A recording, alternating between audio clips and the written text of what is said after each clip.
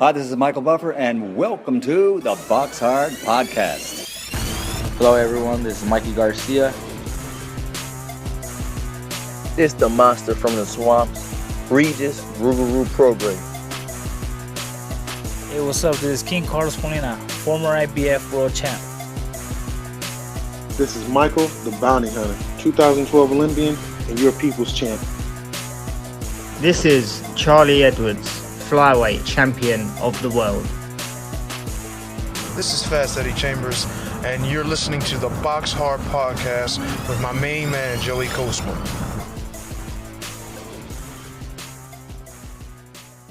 Hello everybody and welcome to episode 491 of the BoxHard Podcast. I'm your host Joey Kosman. I'm joined as per usual by former heavyweight world title challenger Mr. Fast Eddie Chambers. I am happy that he's back. Obviously went missing last week, but you're back, Eddie, and how are you this week? I'm great, my man, and sorry about the confusion, but yes, I am back, and let's rock. How you feel, Joe?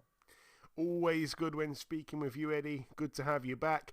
We're going to dive straight into the review part of the show. We're going to start here in Dubai last Saturday at the Jumeirah Golf Estates Clubhouse. Over here, we saw friend of the show, John O'Carroll, move to 25-3 with a draw. It was a tough test for him, really. He was stepping in with an undefeated fighter, 11-0, Alexander Prado. But like I say, a unanimous decision over 8 rounds there for John O'Carroll.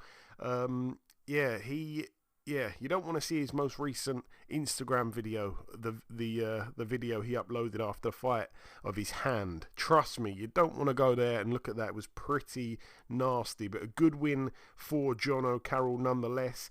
Moving now then to the Echo Arena in Liverpool, Merseyside, United Kingdom. This one was live on TNT Sport. Let's touch on the undercard. Very, very impressive performance from Jack Turner. He's now 11-0, a TKO for him in just the second round against the old veteran Ryan Farag, now 23-6. Farag down from a barrage of punches prior to the stoppage. Really, really explosive performance there from Jack Turner. I've got to say, I wasn't expecting it to be that early. I've heard that the guy's got legit power, but obviously Ryan Farag, super experienced, European level fighter for sure. Back in his day, he's always been tough, but for him to be dispatched of in just 2 rounds was quite a statement there from Jack Turner, I thought, especially in front of Farag's home crowd, So yeah, I don't know what that means for Farag. That's probably going to be the end of the road for him. He's been quite inactive as well in recent years. But Jack Turner, what a performance. Really, really impressive. And, be good to see where he moves to next, because obviously super flyweight, it's not like a packed division, domestically. And Farag is probably one of the best fighters that there is, really, especially in terms of progression. Like, where do you go next? So I'm intrigued to see what they're going to do next with Jack Turner. Also on the card, a very hard done by Brad Strand. He's now 12-2. He lost a split decision at home in front of his fans over 10 rounds to Ionut Baluta, now 17-5 with a draw. Like I say, over 10 rounds there for the vacant WBO European Super Bantamweight title. Strand down once in the 9th round. It was a very controversial call. Maybe it shouldn't have been a knockdown, but I don't know. It's a tough one, because like I say, there was a punch that landed. Was it a slip? I don't know. It was hard to really call it. We also saw Strand get cut over his left eye as well, but that one was from a head clash. Baluta did what he does, tries to come forward, put the pressure on. There were times where I thought that Brad Strand, his jab was sensational. He was keeping Baluta at bay with his jab, and that's how you win a fight against Baluta, by the way. All you need is a very good jab. You need a lot of fitness, and obviously, I guess, you have to have a pretty good chin, because he is at some points going to close that gap and he's going to be on your chest. Brad Strand, though, like I say, at times was fantastic with his jab. I felt he did enough to win the fight, But I guess the judges favoured the come-forward style of Baluta, which has upset a few people. Also on the card as well, Hadier Herrera, now 17-0, a TKO for him in the 7th against Jose Enriquez, now 21-4, with 2 draws. Enriquez cut over his left eye in the 6th round.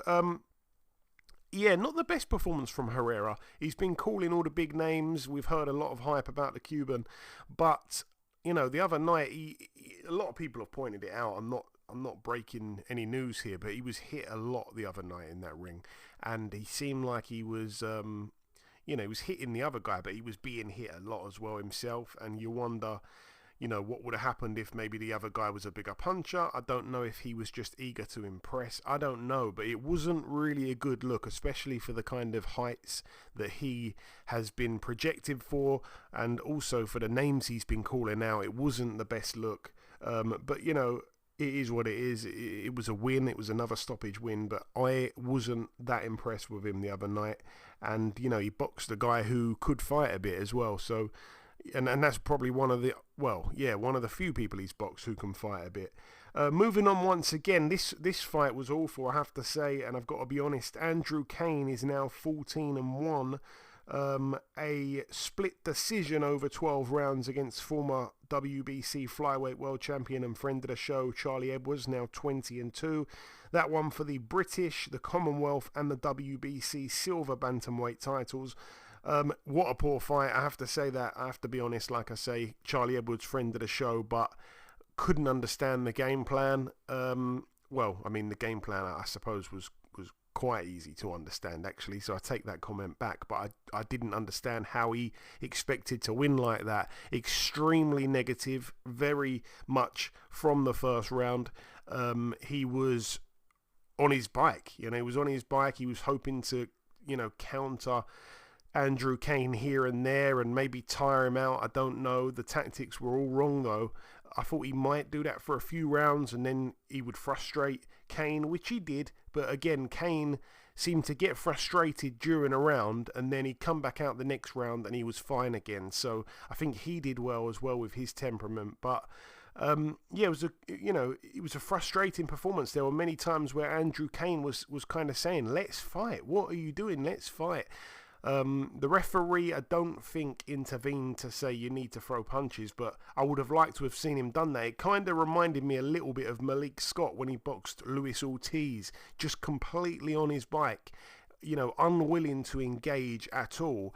And you're wondering, at what point are you going to try and win the fight? Because he was just being pushed back. He was being outworked. He was being outthrown, outlanded. Andrew Kane did really well at, closing the ring down and closing the distance when he needed to and cutting off the ring is the word I was looking for. But yeah, I just couldn't understand the performance. Charlie Edwards did have a few moments where he would let his hands go, looked quite good, looked classy and all the rest of it, but it wasn't, there wasn't enough from him. So I was really surprised when I saw that it was a split decision, but definitely the right man won, Andrew Kane. That would have been crazy if he lost in that fashion. Also on the card, Nick Ball, now 22-0 with a draw. He was able to pick up a win over TJ Doheny, now 26-6. Doheny retired in the corner, or he was retired by his corner, really, at the end of the 10th. Didn't come out for round 11. Nick Ball deducted a point in the 9th for throwing Doheny to the canvas. Nick Ball is a very, very aggressive man in that ring. Very heavy-handed, and he does this a lot. I've seen him throw guys to the floor. He's a pocket rocket, really, and he's very, very, very strong for his size. And you see him sometimes just try and manhandle guys, and I don't really like it. I think, he must have anger issues or something, because I don't know, sometimes he doesn't keep his cool. But yeah, he had a point deducted. I think he needed to be careful, because I think it was a couple times he threw Doheny on the floor. But all in all, good performance from him. TJ Doheny didn't disgrace himself as well. He was good for probably the first sort of, I'd say, 7 rounds. But then at that point, that's where Nick Ball's relentless pressure began to overwhelm Doheny finally. But Doheny was, he showed his class. Obviously, he was the bigger guy. Good jab and showed some good boxing skills in there. Definitely won a few rounds. Nick Ball started quite slow, I'd say, but he eventually warmed into it and began, the typical Nick Ball style of just relentless pressure. Doesn't let you breathe. He's just on you, man. He's on you. Quick feet, good jab as well. That's the thing about Nick Ball. Even though he's a small guy, and obviously his best work comes when he's on the inside, he can fight at distance as well. He's got a good, quick, fast jab, and obviously it's a powerful one. Everything he throws is powerful. So he's got a very intriguing style. I know that you're a fan of him as well, Eddie. I don't suppose you saw that fight, but it's another good win there for Nick Ball. Another title defense for him. And we're going to move now then stateside to this one here. This one went down again on the Saturday at the Carib Royale in Orlando, Florida. Let's touch on the undercard first. A win over 10 rounds unanimously for Jermaine Ortiz, now 19-2 with a draw. A win here against Yomar Alamo, now 22-4 with a draw. I'd like to see Ortiz pushed on to another big fight because he deserves it. Also on the card, we saw Austin Amo Williams move to 18-1. I saw little bits of this. It was a unanimous decision over 12 rounds against Patrice Volney, now 19-2. It was a competitive fight, to be honest with you, especially I think it was the late rounds where Austin Williams wasn't doing too well, if my memory serves me right. I remember seeing bits of it. I wasn't fully paying attention. It wasn't a great fight. I thought it would have been a bit better than it was. But it was competitive, but Austin Williams, did enough. And he came out afterwards and actually said that if he didn't have Kevin Cunningham in the corner with him, he felt he wouldn't have won the fight. So that was, that spoke for itself really there, but still did well to get the unanimous verdict. And then also on the card as well, we've done this in a bit of a mangled up order, but Edgar Berlanga now 23-1. A TKO for him in the first round against Jonathan Gonzalez Ortiz, now 20-1 with a draw. He loses his like I say, first round stoppage there for the WBO NABO super middleweight title. Berlanga looked good there, obviously. It was quick and he didn't play with his food whatsoever. He dispatched of Ortiz in good fashion. It's a statement win, but again, Ortiz hadn't really boxed anyone of note. But on paper had a nice record. And Berlanga's come back from his loss to Canelo in good fashion there. He looked as brutal as he did in his first 17 or 16 fights, whatever it was, when he was blowing everyone out. I don't know if we'll see a return to that, but a good win, and we want to see him back in the picture because this was really just a ticking over fight, as we'd call it. I'd like to see him in with someone like a Caleb Plant or something. I was listening to a few Twitter spaces last night, and they were talking a lot about that being a possible fight. It's not one it's one I'd welcome. It's not one I'd be disappointed with.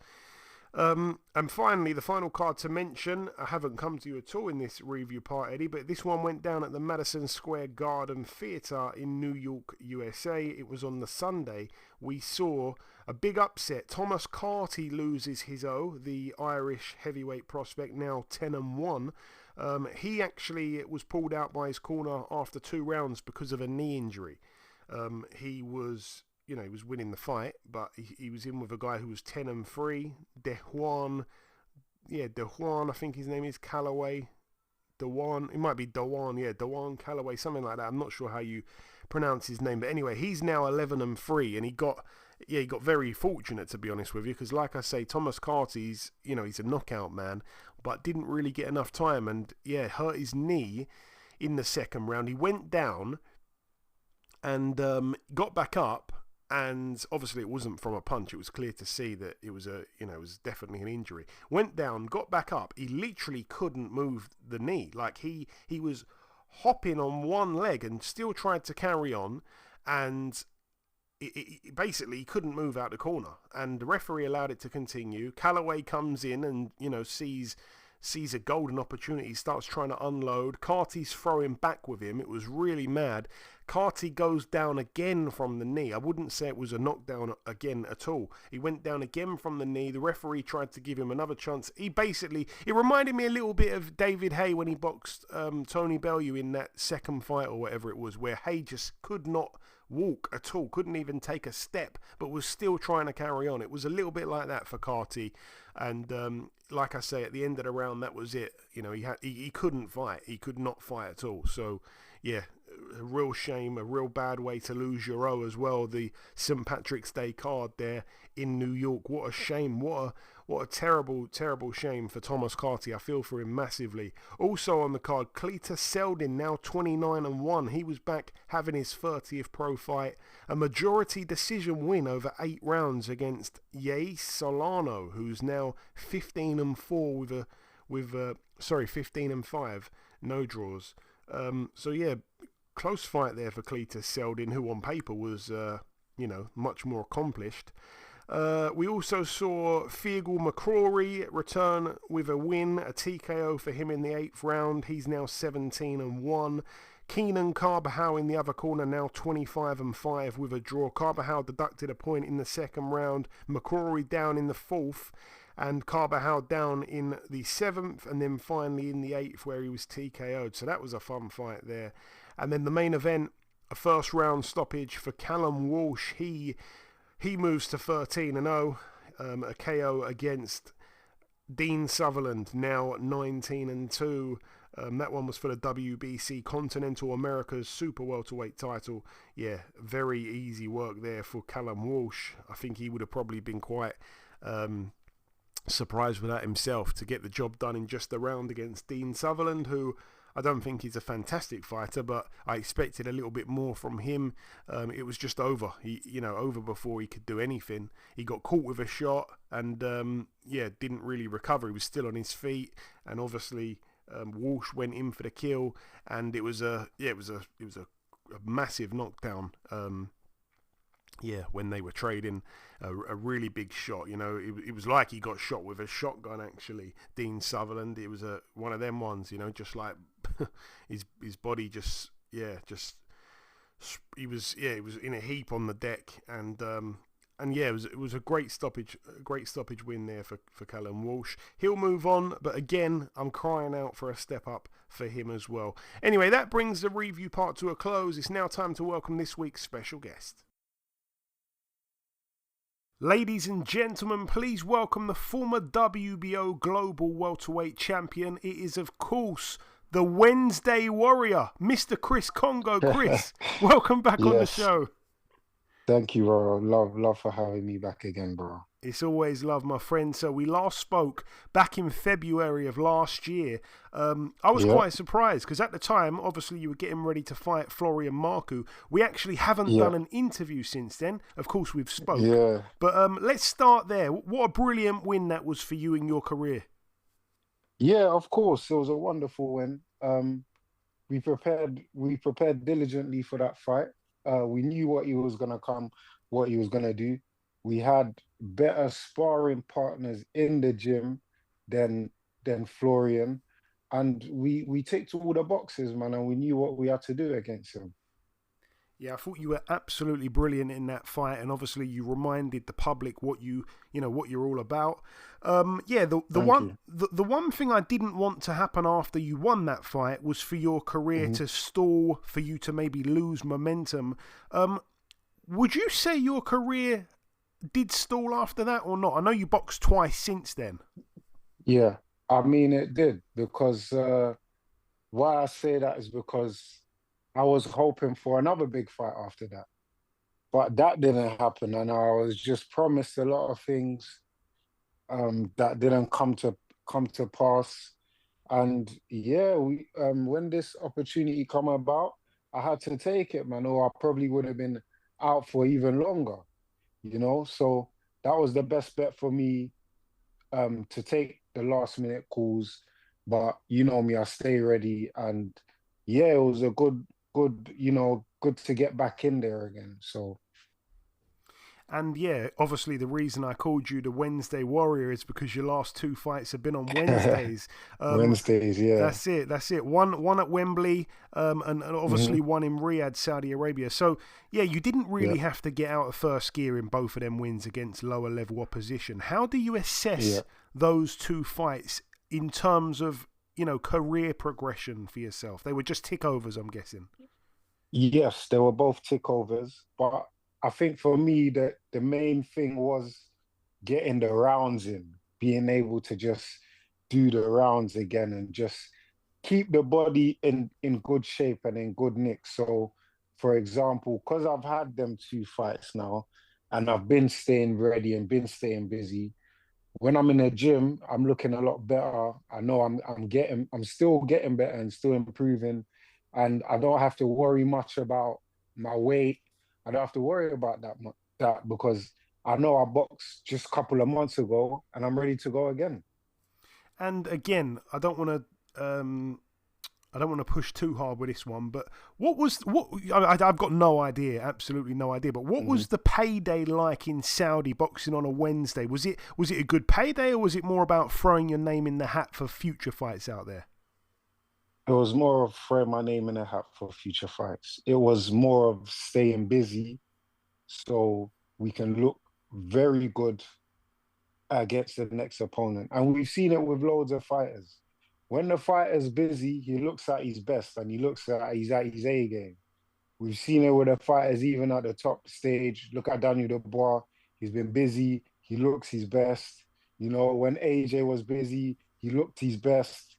There's some people who are saying they've never seen AJ like that against the Ngannou fight and the Otto Wallen fight. People saying they've never seen AJ like that. But look at him now because he's kept himself busy. So it's all about activity in this game. And yeah, obviously you do finally have a very meaningful fight signed and sealed, which is great. I'm sure you're over the moon. May the 10th in Nottingham, you'll be boxing on that Kakashi Wood undercard against Owen Cooper. What do we know about Cooper, Chris? He's only had one test, which is Echo Essiman, and he's failed. It was a good fight. He was actually up going into the last round. Which is crazy. Which is crazy, and then he got stopped in the last round. I think Echo was only up by a round or 2 for me. That's how I see it. As I thought Echo was only up by a round or 2, even though he did get knocked down, which was a 10-8 round. But it was a good fight. They even had that as one of the British boxing board. I don't know if it was one of the fights of the year, but it was a great quality fight. You can fight.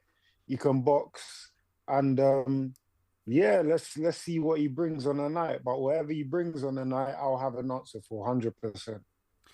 You see, I was at his fight with Ethan James. Again, that was a great fight. I mean, that was kind of his coming out party, but I get what you're saying. Yep. Ethan James isn't someone with the reputation of an Echo Essiman. I understand what you're saying. But again, Owen Cooper was the underdog. He pulled off a great win. And like you mentioned, he lost that fight to Echo Essiman. You both obviously have shared the ring with Echo Essiman, both coming up short. Can anything be taken from that aspect at all? From his point of view, for myself, I can take a lot of things from that. He was doing well. There's a lot of mistakes that he makes, and I just have to go there and exploit it for you guys, so you guys can see. I think he's still a bit inexperienced. This is a step too soon for him, I think, personally. And we've seen it with the Echo Essiman fight. When he stepped up, he didn't just get beat, but he got stopped in the last round. And I think it's a big step up for him. But he took the challenge, And there was 2 names given to me, and he was the perfect opponent for me. And also, how do you see your fight playing out, coming up here? Obviously, I'm going to just say what I think. I honestly feel like you'll have too much for him. I feel like your jab will be important will be important in this fight. Obviously, you don't really want to allow him to easily close the distance. We know that he can set a good tempo, but he doesn't have your ring intelligence. I think stylistically it can be a fun fight, Chris, but you've dealt with a very aggressive man coming at you very well when you box Marku, and I don't quite think that he's on Marku's level. That's just my opinion. Yeah, I mean, I know people that kind of shared the ring with him and Marku before. Marku is definitely the harder puncher.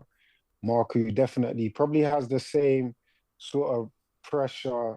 He brings the same sort of pressure as Owen Cooper. We know that, but it's about being smart in there, and I'm just going to go and just be as smart as possible. And I know I'll get the victory. And now you're going to see a lot more in this fight. You're going to see me boxing, but also you're going to see me start stepping up the pace myself like I did with Marku and start pressing a bit here and there. Yeah, I'm loving that. I love that. A win here for you, Chris, which I'm sure is the only thing you can envision. What would you want to push on to next? I know that I don't want you to look too far ahead, but ideally, you've been frustrated before after picking up a win and not really... Not because of yourself, but you haven't been able to push on to what you'd like to push on to. Do you have any thoughts about the future? Yes, always. And obviously the main thing is Owen Cooper first. But after that, I'm calling out some names aggressively. You're going to see. Don't worry. Okay. You'll be surprised as well. Okay, so we might see a Derek Chisora when you're pulling out portraits in the ring of different fighters. Yeah, 100%. You might see that. You might see if there's a fighter ringside, might get called out. You just never know. Wow. Okay, there we go. I'm looking forward to this. I'm gonna be unpredictable for this one. Okay, I like it. I'm gonna be unpredictable with this next question. Completely random, but who do you have in this? This Eubank Benn fight that we're going to be seeing in April. Good fight. I think Eubank, mainly for his size, mainly for his ring experience, mainly for him being active, wins for me. You know, Conor Benn hasn't been as active. He's had 3 fights in 3 years. He's been battling with his situation. He's boxed at super welter and didn't look too good, but he got the win, which is the main thing. And I just think Eubank may be too much for him. Yeah, I think I share that opinion, to be honest with you, Chris. Just before we let you go, my friend, we've whizzed through everything, really. If you've got any closing words to the listeners, like I say, it's been just over a year since we last had you on, which is a shame. We should have had you on sooner, but great to have you on finally, and we won't leave it this long next time. No doubt. I'm sure we're going to speak after the phone, but to all the listeners, this is Chris Kongo's year, and we're coming with more and more victories. We absolutely cannot wait, Chris. We really cannot. Like I say, it was fantastic seeing you beat Marku. I can't wait to see you pick up another win here and push on. Listen, Chris, as always, the pleasure's mine. Thanks for your time and best of luck for May 10th, my brother. Thank you. Appreciate it. Okay, now it's time for part 2 on this week's show. Usually the news, but nothing really to bring you. So we're going to dive straight into the preview part then. We're going to start here on Saturday at the Kudos Bank Arena in Sydney Olympic Park, New South Wales. Over here we have a few friends of the show on this card. Let's start down the undercard. 2 friends of the show, both boxing each other in a rematch here for the world title. Shanika Johnson, 16-2, defending the belt against former champion Nina Hughes, 6-1. The one loss, of course, came to Shanika Johnson, a controversial loss at that. Nina Hughes has had to travel back to Australia for this rematch, which is a bit of a kick in the teeth, really, because obviously last time she wasn't happy with the way that the judges scored the fight. She has asked for neutral judges here. I'm wondering if that's going to be upheld. I hope so for her sake. But the first fight was a good fight. It was a good action fight. Nina Hughes tells me that she's pretty much been in camp, for ever since that fight. Really, she's been in camp for a long time. So I'm expecting her to be fully fit, and she's going to probably have to set an even higher tempo and bring the fight to Johnson, which I think she's capable of doing. So I would lean towards Nina Hughes for this. She is actually the betting underdog, which I was quite surprised with. But anyway, it should be a good fight again. Shanika Johnson's a good fighter as well. So it's going to be a good fight, this one here. And the only bad thing is that the timing of it is crazy for the UK. I think this fight comes on at something crazy like 8 or 9 a.m. in the morning on Saturday. So it's a weird timing for the UK.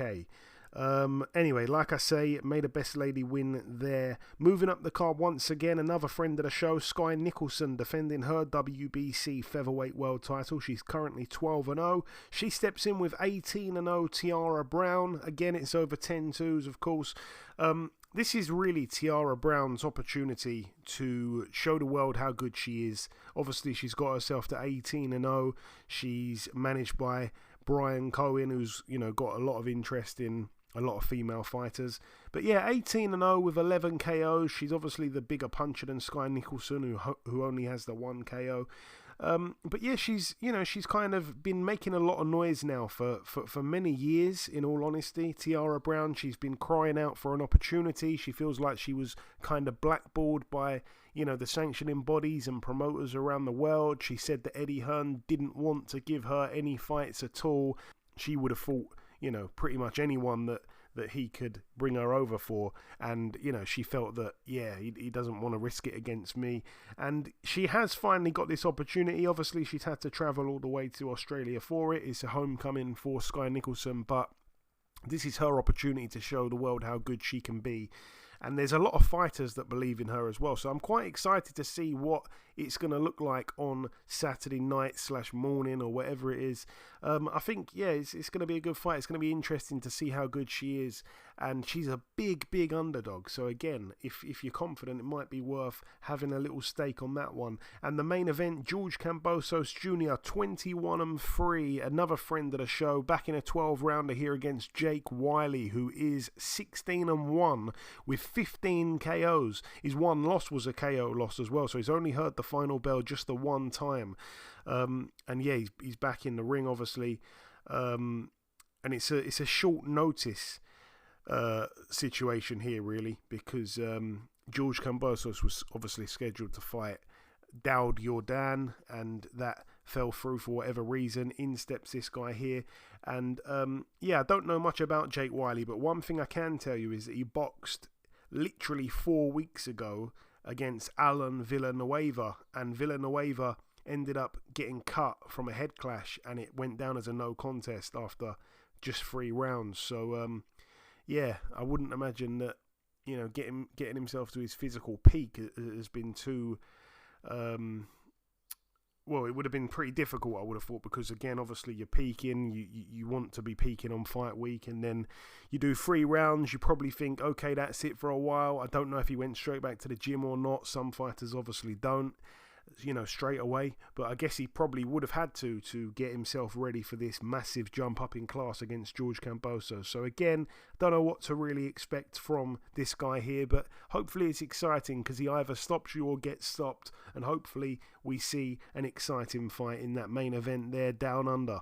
Moving now, I do want to mention another guy on the card as well, on the undercard, a very red hot prospect, Imam Katiev, 9-0, very exciting fighter, a light heavyweight Russian fighter who seems to be, definitely one to watch. He's back in a 10-rounder against Derval Palacio, who's 14-3. Moving now then to the Orange Show Event Center in San Bernardino, California. Over here, friend of the show, we had him on a few weeks ago, former champion of the world, Jesse Magdaleno, 29-3. He's stepping in with Luis Correa over 10 rounds. Correa 15-7. All the very best there to Jesse.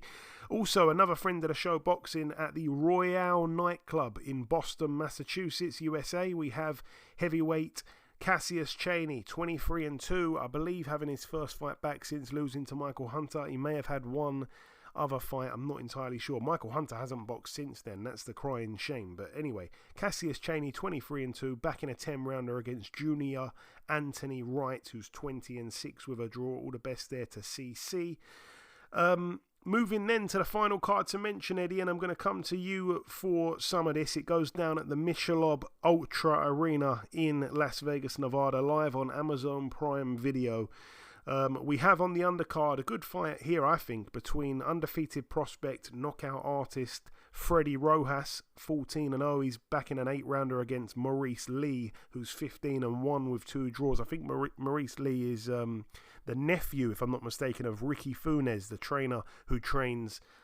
He's trained many champions, but he trains Hamza Shiraz. He's out of, Van Nuys, California.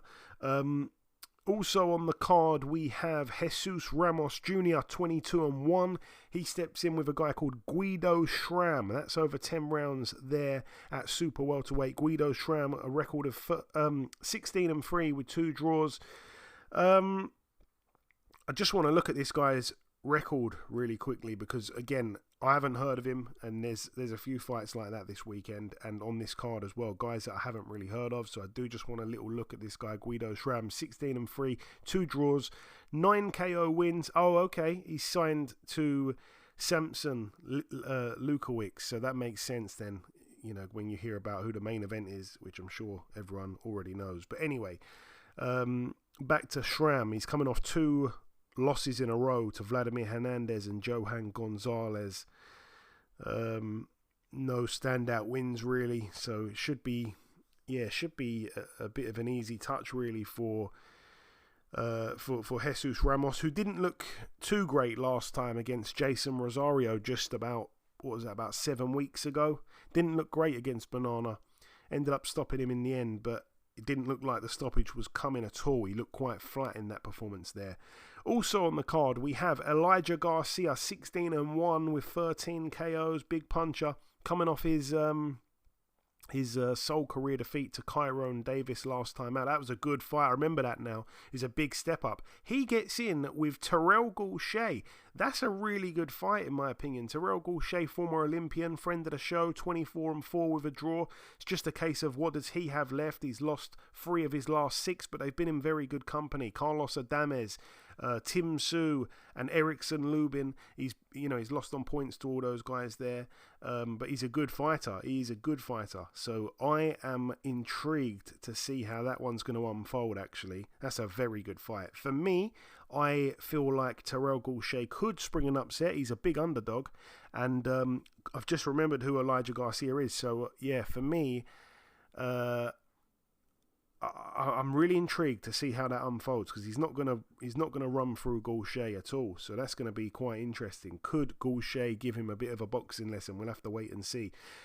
And yeah, the main event, Eddie, the Towering Inferno himself, 21-1 with a draw. This one for the WBC and WBO Super Welterweight World titles against Chordell Booker, 23-1. Obviously, we know Sebastian Fundora, 6'6", Chordell Booker 5'9", so quite a small super welter.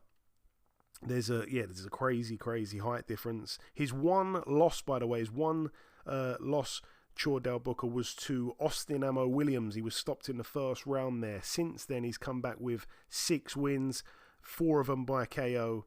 But again, this is a step right to the very top of the division against Sebastian Fundora, who, like I say, has got a humongous height difference. Any thoughts on this card or any of the fights from the other cards at all before we wrap up this preview part, Eddie?